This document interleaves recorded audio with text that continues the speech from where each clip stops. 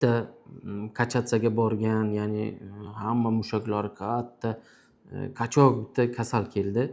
3 yildan beri farzandi yo'q. Uni tekshirib ko'rgan paytimda ikkita tuxumi no'xatday bo'lib qolganda, unga sabab nima? Assalomu alaykum hurmatli YouTube kuzatuvchilar. Bugun biz hozirgi kunda ko'p savollarga uchragan mavzu haqida, ya'ni sport zalda olinadigan inyeksiyalar haqida gaplashamiz. Sport zalga chiqadigan yoshlarimiz savol berishadi, buni zarari bormi, qilmaymi, shu inyeksiyani qilmaymi deb savol berishadi. Xo'p, kelinglar o'sha steroidlarni foydasi va zarari haqida gaplashamiz. Bunda foydasi nima?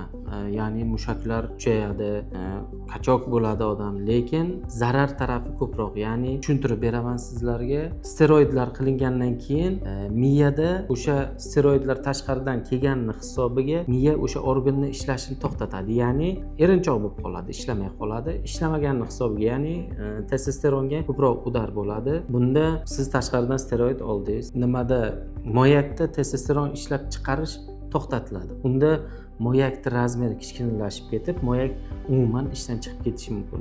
Bunda 2-3 yilda bo'lishi mumkin yoki siz masalan 6 oyda kachok bo'lib olishingiz uchun ketadigan vaqtingizni 2-3 yillik yoki butun umrlik bepushtlikkacha olib borib qo'yishingiz mumkin. Mana sizlarga bitta misol qilib keltiraman. O'zimda bo'lgan voqea. Bitta kachatsaga borgan, ya'ni hamma mushaklari katta kachok bitta kasal keldi.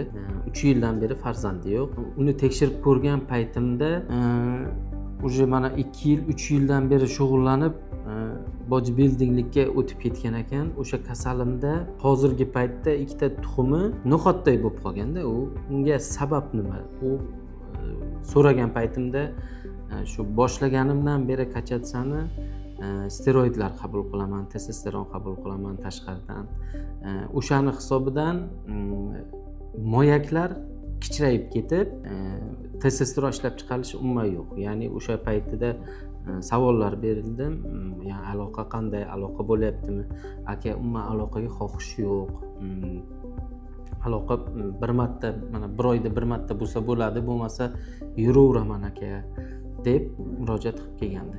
Agar sizlarda shu va shunga o'xshagan muammolar bezovta qilayotgan bo'lsa, pastdagi nomerlar orqali o'zimga aloqaga chiqishingiz mumkin.